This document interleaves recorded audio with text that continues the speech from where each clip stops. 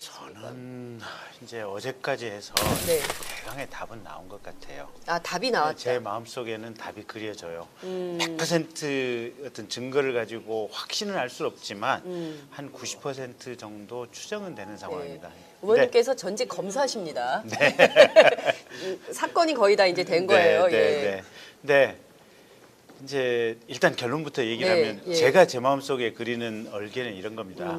그러니까 세월호 7시간 특히 마지막 오후 한 3시부터 5시까지 사이에 무슨 일이 있었을까? 네. 그러면 우리가 생각하는 성형수술이라든지 아니면 뭐 프로포폴이라든지 이런 건 아닐 수도 있다. 아닐 수도 있는데 전반적으로 봐서 대통령의 신체 건강과 정신 건강이 매우 좋지 않은 상태에 있다. 그러니까 어제 보면 네. 김상만 의사가 나와서 네. 대통령 혈액 검사를 했는데 면역에 관련된 검사고 호르몬과 연관된 부분이라고 네. 했고 예. 그다음에 그 KBS 부산 총국장을 했던 네. 최모 전 국장이 모 언론에서 인터뷰를 한 걸 보면 그렇습니다. 부신 기능 저하증이라는 예, 거거든요. 예. 신장 옆에 있는 조그만 신장의 기능을 보조하는 부신의 기능이 저하돼 있다라고 하는 건데. 어제 또 그걸 엄청 사람들이 검색을 했어요. 네, 부신 기능 저하증이 뭔지 또. 네. 예. 그러니까 전체적으로 얘기를 들어보면 박근혜 대통령을 오래 전부터 지켜보거나 알았던 사람들에 의하면은 대체로 한 5, 6년 전까지만 해도 박근혜 대통령이 비교적 사립 판단도 명료하고 네. 얘기를 하면 그렇게 대화가 막히거나 우리가 생각하는 무슨 벌꿀과 꿀벌, 산소가스, 예, 이산화가스를 예. 할 그 정도는 아니었다는 거예요 보면. 예. 근데 어느 시점부터 특히 최근에는 굉장히 어떻게 보면 언어 사용이라든지 특히 그 북경 중국 가서 국경절 날 보면 딴 정상들은 사진 찍으러 착착착착 걸어가서 네. 옆에서 사진 찍고 있는데 네. 박근혜 대통령 걸어갔다가 상황 파악을 전혀 못하고 악수하고 뒤로 돌아서 가려고 하니까 그러니까요. 시진핑 네. 주석이 잡았지 않습니까? 그러니까요. 예. 저게 무슨 상황이었을까 했는데 사실은 대통령이 육체 건강이 굉장히 안 좋은 상태도 있고 그게 거기에 따라서 정신 건강도 상당히 안 좋은 상태에 있었다. 특히 수면제 처방했다는 얘기가 좀 네, 계속 나왔죠. 여러 군데 예. 들고 있지 불면증은 않습니까? 불면증에 확실하다. 시달렸다. 예. 네. 그러면 잠을 못 자다 보니까 계속 멍한 상태에 있지 않았을까. 그러면 세월호 그 시각도 아직 네. 확정이나 확신은 아닙니다. 근데 네. 제 머릿속에 수정되는 것은 그 상황을 보고는 있지만 의미를 파악하고 있지는 못하는 이런 단계가 아니었을까. 아. 이런 상황이 아니었을까. 예. 눈앞에서 뭔가는 벌어지고 네. 있는데 그게 예. 뭘 의미하는지에 대한 네. 정확한 인식은 없지 않았을까. 아. 거기다가 전효옥 전 의원이 이제 모 언론에서 인터뷰한 것을 보면 박근혜 대통령은 아버지도 비명 행사를 했고 예. 어머니도 비명 행사를 했고 그래서 어떤 사건 사고로 사람들이 다쳐가거나 죽어가는 이런 상황을 접했을 때 보통 사람들이 느끼는 가슴 아픔이라든지 이런 마음속의 애절함이라든지 연민이라든지 이런 것들이 상당히 다를 수 있다. 아, 그러니까 우리 엄마 아버지도 더 심하게 돌아가셨는데 저 정도쯤이야. 그렇죠. 이런 생각이 있다는 그렇죠. 건가요? 그런 것들을 쭉 종합해 보면 네. 그 2시간 동안에 성형수술이 있었느냐 없었느냐 프로포폴에 취해 있었느냐 없었느냐 이게 팩트가 아니고 네. 오히려 전반적으로 보면 상당히 이분이 일반적인 상황 속에서도 판단이라든지 느낌에 문제가 있을 수 있다. 그러다 보니까 그 전직 조리장 얘기를 들어보면 네. 공식적인 비서관 회의라든지 이런 게 있지 않는 한은 네. 아침부터 그냥 관저에 머물러 있다는 거 아닙니까? 그러니까요. 예. 안 나간다는 거 아닙니까? 관저 안에서 있고. 예. 그래도 심지어는 이 조리장 나가는 그 당일까지도 본인이 화장을 안 했다는 이유로 조리장도 안 만나고 그냥 예. 잘 가시라. 예. 몇 년 동안 자기 식사 시중을 예. 들어줬던 분에 대해서도 그랬다고 예. 하는 거 아니겠습니까? 예. 그러니까 굉장히 건강도 안 좋고 정서적으로도 좀 독특한 상태에서 스스로 유폐돼 있고 이런 그러니까 정상적인 판단과는 거리가 멀었다. 그러니까 이제 대통령이 네. 그냥 옛날에 왕은 아니잖아요. 네. 그러니까 그 아래 것들이 다 알아서 하고 그렇습니다. 그냥 혼자 네. 궁 안에서 구중궁궐 안에서 혼자 뭐 식사하시고 혼자 이런 거는 아니잖아요. 근데 네. 실제로 본인의 자리매김을 그렇게 한 것 같아요. 아, 보니까. 스스로? 왜냐하면 통치도 네. 보면 똑똑한 신하들이 알아서 한다. 그러니까 이제 옛날 왕들 중에 네, 이제 예. 좀 이상한 왕들은 그렇게 네, 했지 않습니까? 그렇습니다. 예. 예. 근데 지금 대통령도 사실은 우리가 대통령 뽑을 때는 열심히 일하고 네. 국민들을 사랑하는 마음으로 그렇습니다. 정말 정책 전반에 예. 대해서 이렇게 보살피라고 하는 의미에서 우리가 대통령을 뽑았잖아요. 네. 근데 이분은 그런 정치 정책도 자기가 하는 것이 아니고 그냥 자기는 중심으로만 있고 알아서 최순실 또는 뭐 있는 청와대 비서관들 거기서 그냥 알아서 하는 정도. 그러면 이 나라의 국정 상황은 그러면 안으로는 뭐 김기춘 뭐 이런 안보실 김관진 혹은 뭐 과거에는 김장수 뭐 이런 분들이 이렇게 컨트롤을 했었던 거고 사령관으로 네.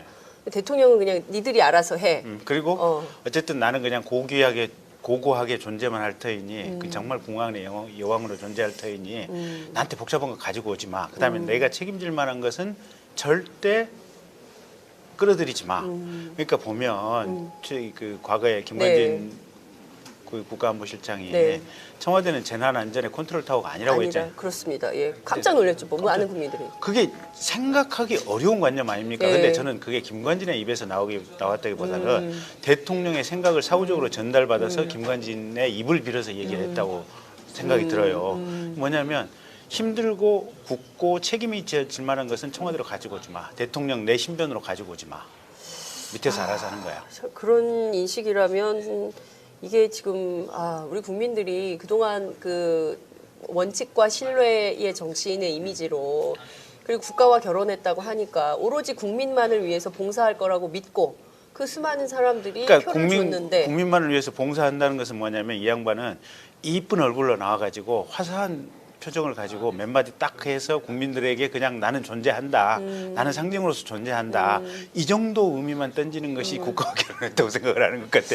그러니까 예. 어제 그 버킹엄 궁 앞에 그 호텔 있지 않습니까? 그 영국. 예, 호텔도 보면 이게 뭐 그러니까 이게 샤워기 수도꼭지랑 다 그래서 왜 가는 거예요? 그러니까 도무지 이해할 수 없는 게 하루 그러니까 일종의 이제 직장인의 개념으로 하면 출장 간 거예요. 네. 하루 출장 갔는데 그 네. 호텔 매트리스 뜨더라. 뭐 저는 제일 이해할 수 없는 게 그 장막하고 거울이에요. 그러니까요. 조명. 그러니까요.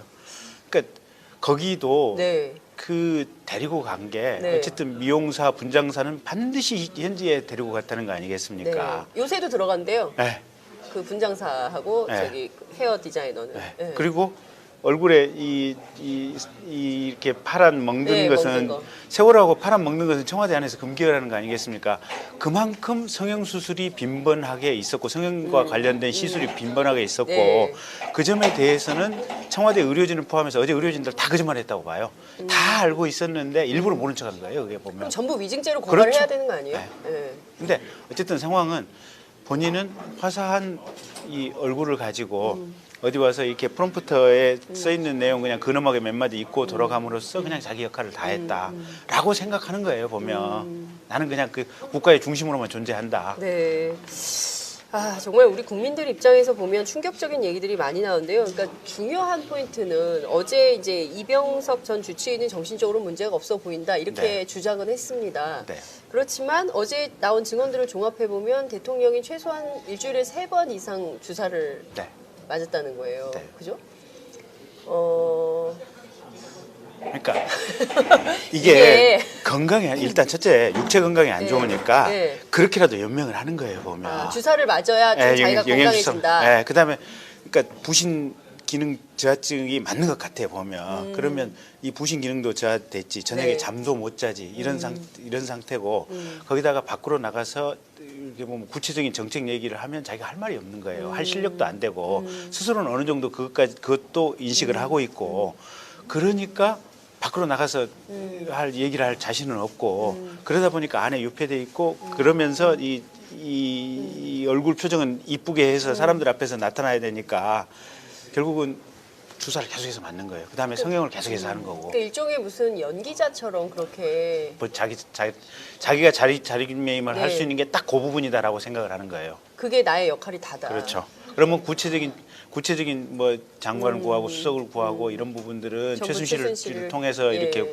예. 구해 오는 거고 예. 그다음에 소소한 어떤 지령이라든지 의사결정은 김기춘이라든지 우병우 같은 어떻게 보면 나름대로 네. 강한 추진력을 있는 사람들한테 거기다 그냥 맡긴 맡긴다기보다도 누군가 해주면 그걸 그냥 그렇게 묵인하는 이런 상황들. 그러니까 정말 국민들 입장에서 보면 야 이거는 우리가 헛개비를 뽑았구나라는 생각을 할 수밖에 없는 지경에 그렇죠. 이르는 것 같습니다. 국민 모두가 반성을 해야 되고요. 그러니까 결국은 사람의 인지력의 한계가 어딘가인데 저는 이런 지점도 있다고 봐요. 네. 그러니까 국민 모두가 헛개비에 속아서 산 게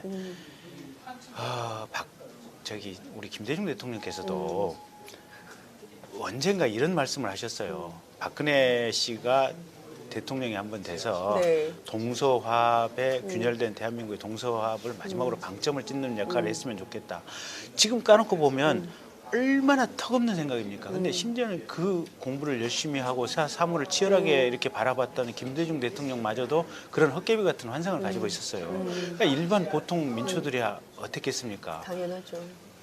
거기다가 박정희 시대의 향수에 젖어 있는 어르신들 입장에서는 더더군다나 그냥 그 헛개비 도깨비에 홀려가지고 다 우리가 이렇게 살아온 거예요. 그러니까 저는 정말 이해할 수 없는 게 우리 어르신들이 사실 산업화는 그분들이 하신 거잖아요. 그렇죠. 예? 그 노동 현장에서 그렇죠.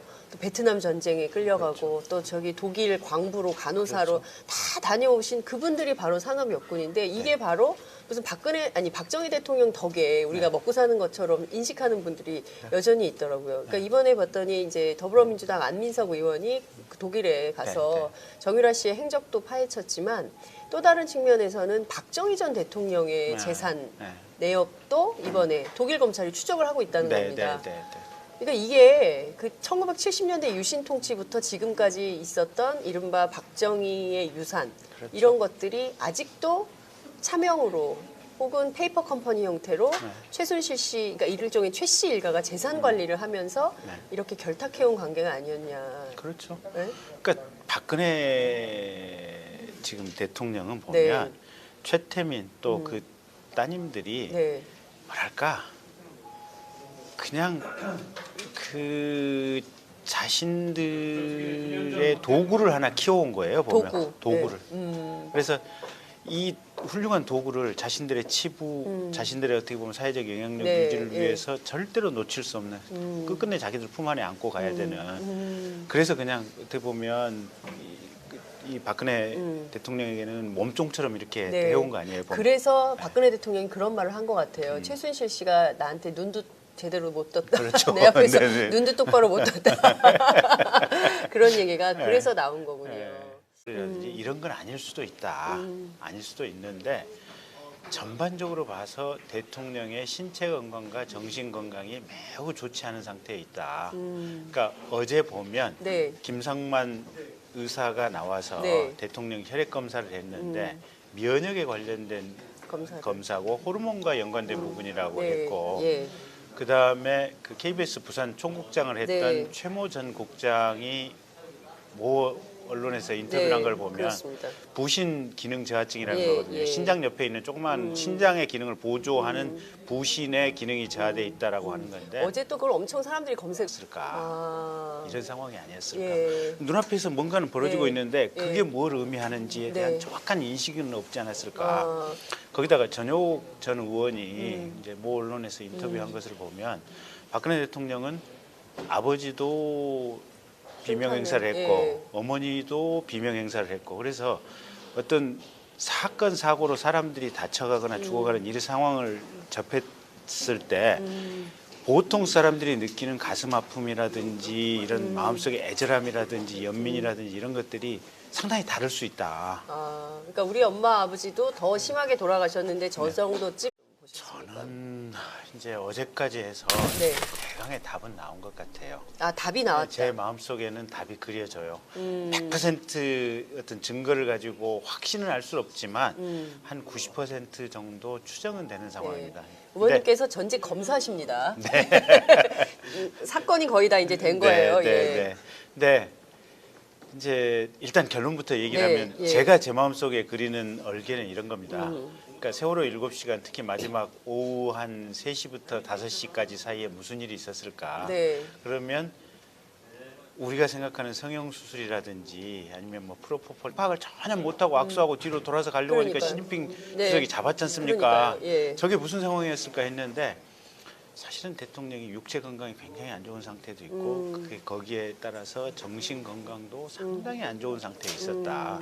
특히 수면제 처방했다는 얘기가 좀 네, 계속 여러 나왔죠. 군데 예. 들고 있지 않습니까? 불면증은 불면증이 확실하다. 시달렸다. 예. 예.